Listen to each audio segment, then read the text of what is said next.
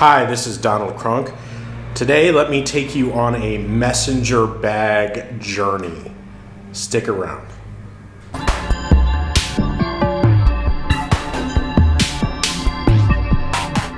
Alright, so today we're just talking about the bags themselves. If you want to see contents, I would refer you to my first video, which goes through kind of what I carry every day. Obviously, that's evolved through the years.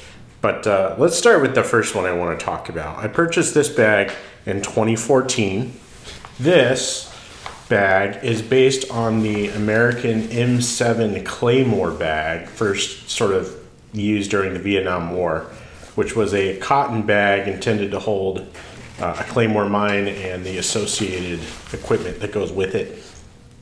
This was made by a company called Combat Flip-Flops, and just like the name says, they typically make footwear. There's a cool mission that goes along with it, like they get the footwear crafted in war zones, Afghanistan, etc. This bag was something they made for a limited time. It's constructed out of nylon, and it has a couple of unique features that I really enjoyed. Opening it up here, you see there's like one large main compartment. Well, maybe, let's see, about an inch in depth. The inside of the main compartment is kind of unusual in that it has a moly lining on the outer panel, so you can attach pouches that way.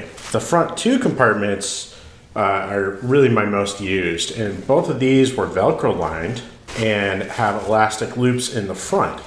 So there's a nice amount of built-in organization for your various EDC items, as well as stick-on Velcro pouches. So this has really a lot of great features built into it, and it's still a very viable everyday carry bag.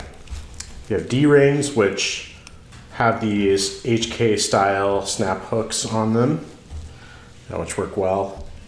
One of the most unique features I think of this bag is right here. These little Velcro patches have kind of a tab stuck onto them, and you see that circle shape in the middle. This is actually a rare earth magnet embedded in this Velcro patch, and it mates with another rare earth magnet on the lid of the bag. So, and if you don't want to mess with the snaps, which snaps are kind of a pain in the butt sometimes, you can just let the flap fall and it will stick there nicely. And I really thought this was an excellent feature, not something I'd seen on other bags.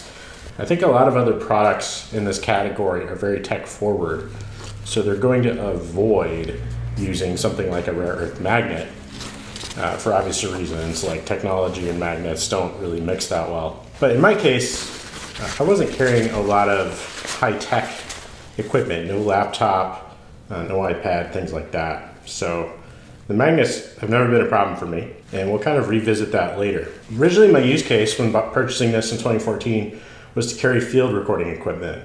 At the time, that was something I did quite a lot. So I would carry various microphones and a field recorder inside these pockets, along with my notebook.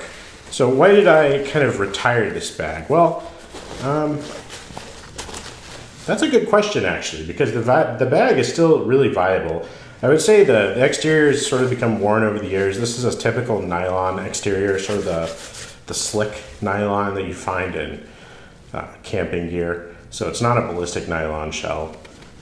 So it has shown some wear and some age over the years, but the gray is still a very nice color. It's very sort of professional looking. I think the sheen is what sort of put me off carrying it every day. And also at the time, so going from 2014 to, 2017, 2018 or so, I just wanted something different. I wanted a change, and I was really entering my interest in different camouflage patterns, which you'll kind of see here in a second. So still a great bag. I wish they still made them. I think it's a unique take on the Claymore bag. Yeah, just an excellent bag. Okay, next up on the list is a bag made by somebody in my home state of Illinois. So this is a Indie satchel made by Zulu Nylon Gear. And it's a copy of the Mark 7 British gas mask bag carried by Indiana Jones in the movies. So his was tan. Obviously this one is multicam black with a Ranger green webbing, which I think is like an awesome combo. Like it looks actually really good. There's a carry handle on the back. There is a very wide, I think maybe 1.5 inch wide strap permanently attached to the bag. And the top is rather short and secured by these snaps. It is made, I believe this is 1,000 denier nylon. And the inside, you can see the whole back is loop lined for you to stick organizational panels and things like that. And the front has a built-in pocket. So today I'm still using this bag. I think it's an awesome bag. It's super uniquely shaped. Today I'm still using it as kind of my bushcrafting bag. So really kind of a recreational bag more so than anything. This is, again, a unique bag, fairly inexpensive for what it is. $130 these are available today for. It's super easy to carry with that wide strap. The shape is a little bit awkward. It's a longer bag than any of the others here, and it's very square. So you have to be kind of comfortable with that. There's a lot of depth to the bag. Obviously there's no real internal organization to speak of other than that front pocket on the interior. So organization is kind of up to you. And items do tend to get kind of lost in the bottom because it is such a deep bag. But that's really up to you, you know, as the end user to take care of that. Like I said, still in use today. I did switch from this bag over to the next bag that I'll show you just because I felt the oblong shape was a little bit challenging for an everyday carry bag. So I still recommend this bag highly. Like the tan colorway is awesome if you want to look just like Indiana Jones in the movie. He also has like Ranger green and a couple other colors. So I highly recommend this bag. I think it's a super unique bag that I haven't really seen anywhere else. So go check it out. Zulu Nylon Gear, $130 is a great price for this. So I was so impressed with Zulu Nylon Gear and working with him that I went to him for the next bag and that we're going to talk about today. So this next bag was also a takeoff of the M7 Claymore bag.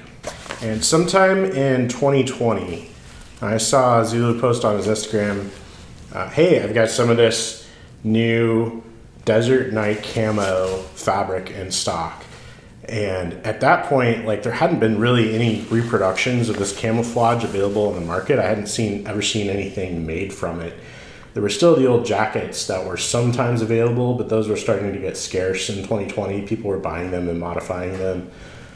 So this Desert Night camouflage pattern being a new production pattern was sort of a new thing. And I saw him post that, hey, we've got some of this material in stock. And it kind of coincided with his release of this bag. So I got in touch with him and asked him if he could make an M7 Claymore bag in Desert Night camouflage. And he absolutely did. And he crushed it. This has been an awesome bag as well. So let's get into the features. It is a bit different than the Combat flip-flop bags. Combat flip-flops. Oh my God. Combat flip-flops. Yeah, that's how you say it. It is a bit different than that bag. And I actually asked him to add some custom features, and he was very gracious and added those for me.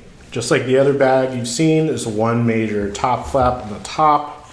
You open that up. One of the big differences between Zulu's design and the one we viewed previously is the shape and size of the main pocket. So on the original bag, there were just these two front pockets. There wasn't really a main pocket to speak of.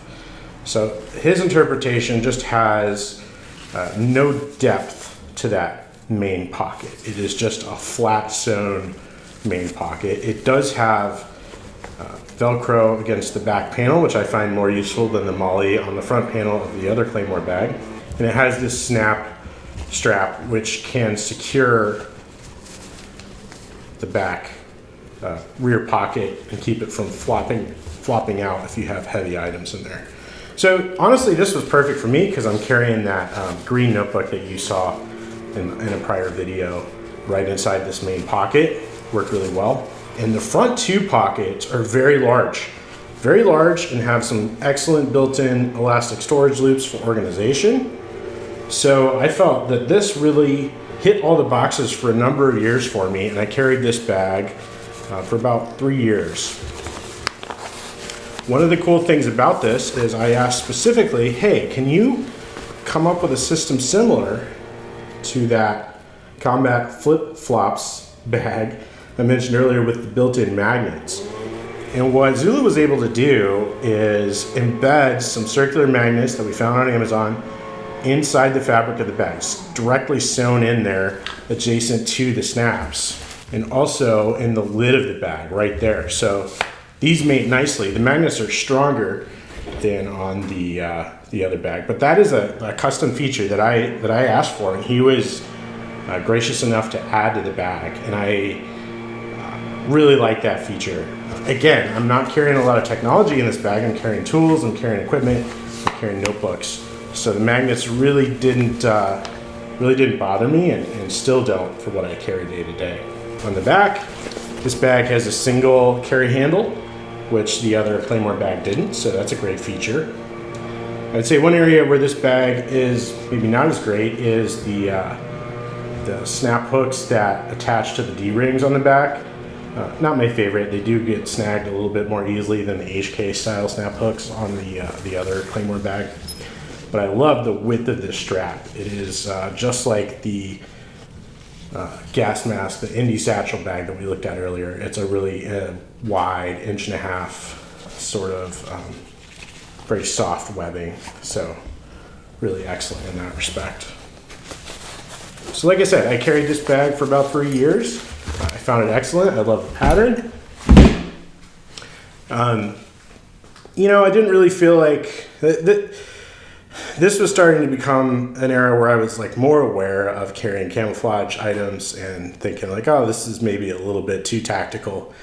But this camouflage pattern is not really recognizable. I don't think. I think maybe now in 2026 it is much more so. But you know, back when I bought it, 2020, it really wasn't something people recognized easily. So they all just thought it was some kind of weird topographic pattern, or you know, who knows what people thought. Again, a great bag, carried it for a number of years. I think I migrated away from it because I was looking for maybe a bit more capacity, a bit more organization. Something to add about this as well is if you go to the Zulu Nylon Gear website and you click on the Claymore bag and look through the photos, looks like the last photo in the list is one that I took probably around 2020, 2021, of this bag all loaded down with the equipment that I typically carry day to day. So really cool that he used my photo for the product page. I'm very happy that he did that. So I love Zulu Nylon. Give him your business if you can. He's from my home state of Illinois. Significantly underrated purveyor of ballistic nylon goods. He's been around since like, I don't know, the late 2000s. I've seen his products out there, so go give him some love. And so that sort of takes us to our next bag, which I don't know that it necessarily has more capacity per se, but it does organize things in a more unique way. And that next bag is the Vertex Sling bag. It is the Tourist Sling is what this bag is called. And it is actually one of the more unique setups that I've seen from a messenger style bag. It had some features that were honestly pretty stupid that I don't think anyone ever used. So for instance, the bag could be rigged up to function like a chest rig using these lower triglides here. You know, you could attach a strap to it, keep the strap tucked in this pass-through in the back, and then like deploy it out Never really saw the purpose of that. It didn't really seem like the rest of the bag was intended to function that way. So anyway, I just removed that feature right away. On the front of the bag, it has this sort of rubberized section which functions as a grab handle. I really like this. I think this is a great unique feature of this bag. With everything zipped up, you can grab this and kind of move the entire bag around. It's a fairly compact package. Like compared to the Claymore, it's about the same footprint, a little bit smaller, but it's definitely a lot thicker.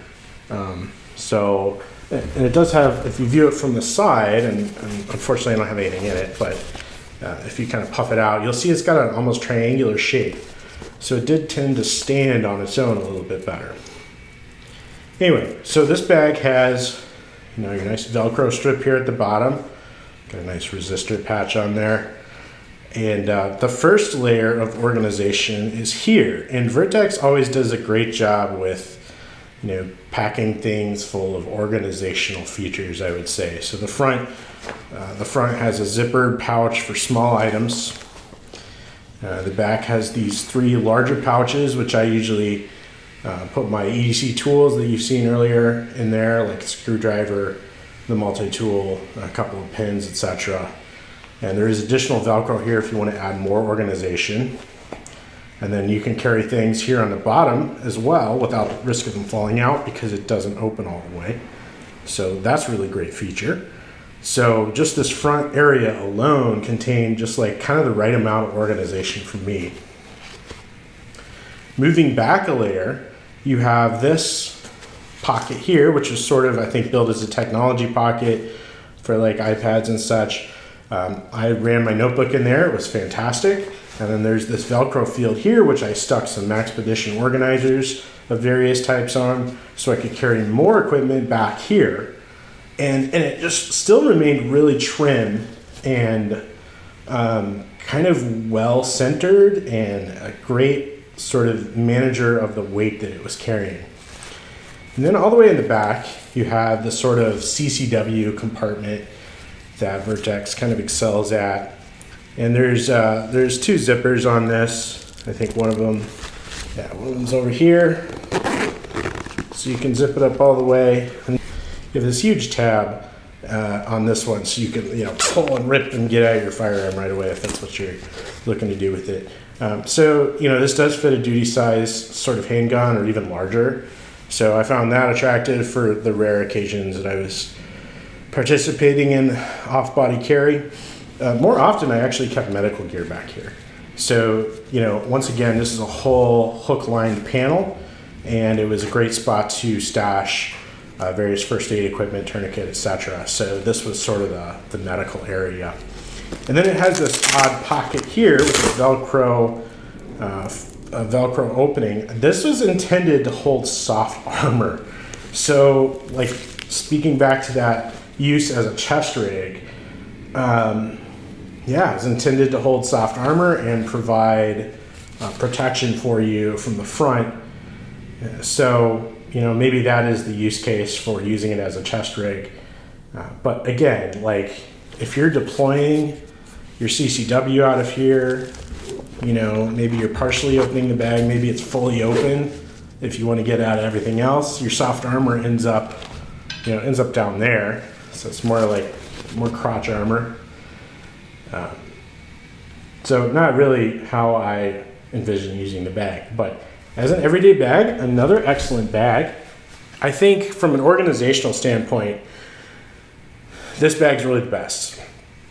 I wish I had purchased it in a pattern other than multicam black, which is just a little bit too tactical for my everyday.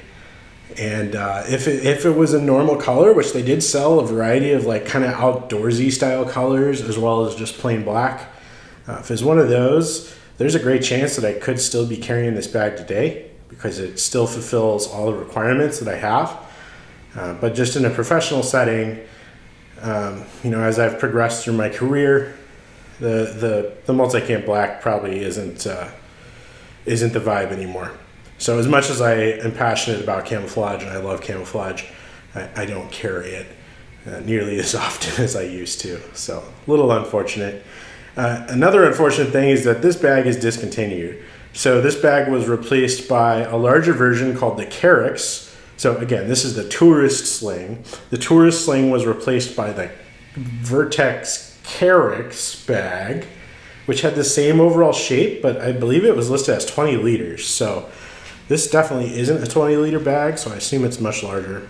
And then from there, it looks like they did away with the design. So going on Vertex's website today, I can't find a bag that looks similar to this. And if you know anything about Vertex, like they tend to change designs every couple of years. They'll go through an entire product line family in a relatively short time. So their designs are not necessarily enduring.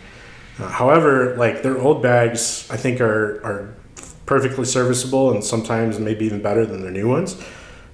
So if you do find a tourist sling somewhere, I highly recommend you check it out. I don't think this was an inexpensive bag. Like all the other bags we've looked at so far have been around the $130, $150 mark.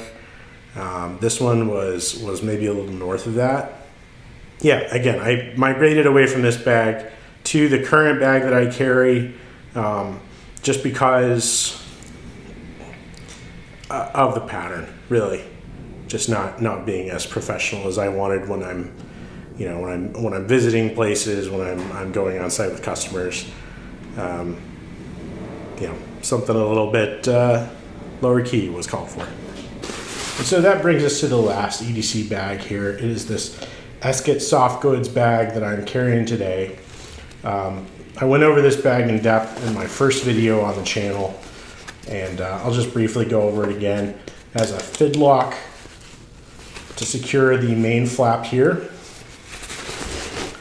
one sort of large cavity on the inside where I keep various things, and then a zippered compartment here on the front where kind of my most used tools sort of live. And it's been excellent, like enough organization to get the job done. If a bag is just kind of an open, empty space, there are so many products out there that allow you as the end user to organize that how you see fit. So those are the bags that I've carried sort of in my professional life from 2014 on. I want to end with sort of what I think is the best value messenger bag, one that I actually carried long before any of these, through high school and into college. It's this bag here. This is a Dutch waterproof web bag. I believe it's called the M78 Combat Bag. It is a rubberized sort of canvas.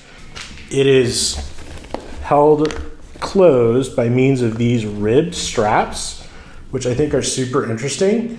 They interface with these tri-glides here, and you can hear it kind of ratchet into place. They're kept from popping open by the fact that they're ridged like that. Usually when I carried it, I would just operate one, and you can see here over the years it sort of wore down that ribbing, but it's actually still there. This bag is incredibly resilient and tough.